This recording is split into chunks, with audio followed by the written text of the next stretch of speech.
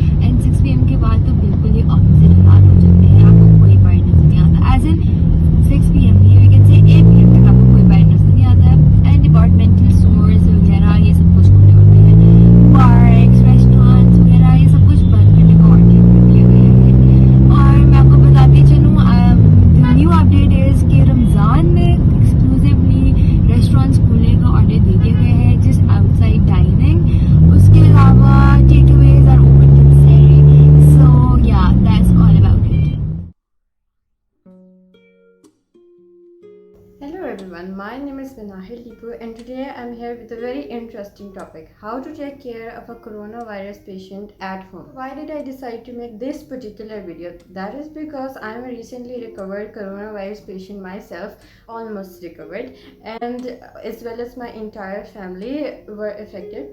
So I had to take care of my parents mainly because my mother had COVID pneumonia. But for instance, you have to take care of your family member or someone else who is infected with coronavirus. I'll be telling you about a few ways and a few guidelines for you to follow instead of you thinking of what to do next. So I did a lot of research and I was also COVID positive, and I did not have the fear of getting infected. I wasn't that cautious, but I still wear a mask at all times, and you should too. And the next step is for you to wear the gloves.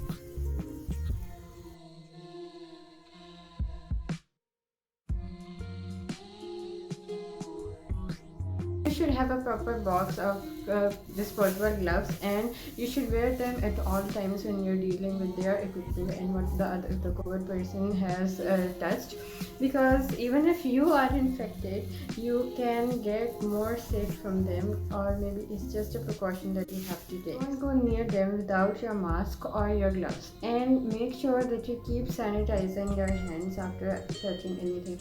And for instance, you have not been infected with coronavirus yourself, and it is obligatory for you to take care of the other person, and there is no other help for you, then you should wear those proper masks and, if possible, a hazmat. So since the COVID patients have a very low immunity and they need to regain their strength, their diet should be really healthy and very fresh. For example, fruits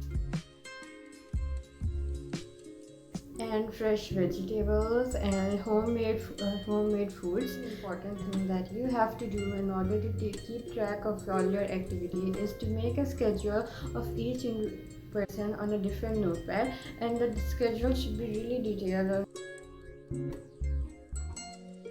So you can keep ticking off what you've done, and you can organize this either by time or by the meals, as in before breakfast, after breakfast, before lunch, dinner time, before sleeping, etc. The step is to have a really good thermometer with you. I would suggest to keep a digital thermometer rather than a mercury thermometer, because reading of a mercury thermometer is sometimes difficult for a lot of people. Every person gets their peak days of this virus where they are really sick, so you have to periodically check their oxygen concentration with this oximeter. Keep in mind that above 95 is normal, 93 is the borderline, as in it's okay, no need to worry if it's 93. But if it's 92 and for a little while longer than, like for say like a few seconds, then the person needs to get an oxygen tank. So you need to go to the hospital then immediately or call someone, because that is next step is to give the patient steam. Steam is really helpful. Another hassle is that the coronavirus patient has a lot of medicines, a lot of them, and if the other people are infected as well, they have different medications as well. So two people can have varying medications to organize the medicines separately, one for the really vital patient and one for the other.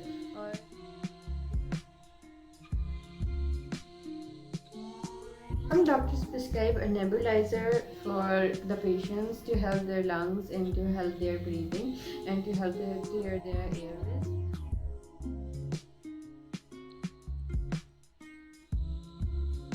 If two people in your house are doing the nebulizer, then you just write it down in your notepad along with the dosage, the time, and just tick them off when you've done it. Major symptom of COVID is body aches, and many people suffer from it. So sometimes you can't even express how much it bothers them. So just keep a heating pad with you, with them, and if in case you don't have those digital heating blankets, you can get those water bottles that you put hot water in. Don't have these two, you can just wet a towel and then microwave it for a few minutes and put it on. Since a COVID patient feels really weak and needs to build up their immune system, and for instance if they're taking steroids are immunorepressant drugs, most of them, and they need to keep their immune system up and in order to fight this disease and other diseases as well. In order to build up their immunity, they need multivitamins every day, and remember that you need to take care of yourself too, apart from the others. Like keep yourself hydrated, you take vitamins, eat healthy food, get some rest, entertain yourself somehow. It is a really physically and emotionally and mentally exhausting time for the person taking care of them, as well as the COVID patient. So just remember to keep morale up, and your morale, their morale up, and you can always take help from other people. If you feel that the patient is getting in a critical stage, contact the doctors or the hospital immediately. Thank you so much for watching, and I wish you the best of health and good luck.